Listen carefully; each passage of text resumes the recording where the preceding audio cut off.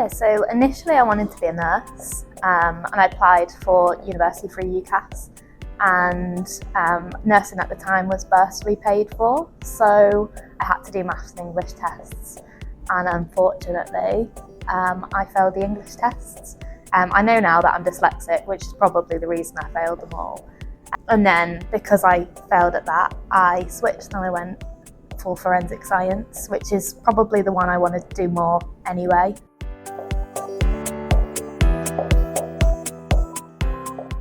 I think coming towards the end of my degree, I thought teaching might be the place for me.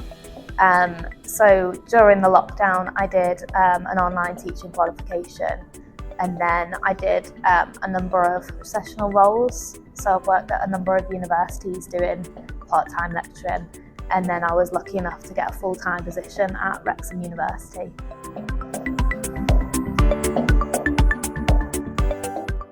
I think having the opportunity to get myself out of my comfort zone. So I've always been a very sort of safe kind of person, and university kind of taught me that you can't just be safe all the time.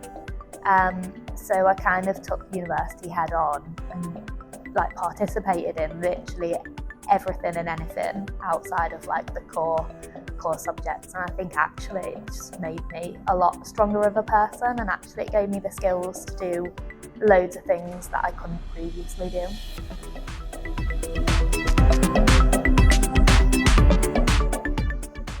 Yeah, so probably one of the biggest challenges for me was the dyslexia diagnosis. So this happened during my undergrad degree.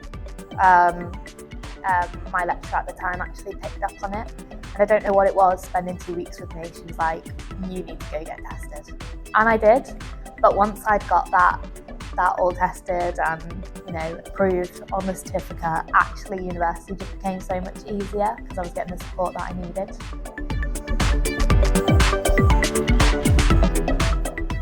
Wrexham is actually one of the small number of institutions in the UK that has a forensic deformity research facility, so that's my discipline. So basically it's what happens between death and recovery of human remains, so it's the decomposition process essentially. And I knew at that point I really wanted to do that sort of research, so it was one of the big selling points for me. And I think what makes Wrexham special, so it's a very small, tight-knit community, so you're in classes, depending on obviously what subject you study, of probably max, in a lot of cases, 30 students, which is actually really nice because you get a little bit more time with the lecturers, they know your name, you're not just a number. And actually I found that less overwhelming than I think I would have if I was sat in a lecture theatre with a couple of hundred people. I don't think I would have thrived in that situation. So I think that is probably for me one of the things that makes Wrexham so special.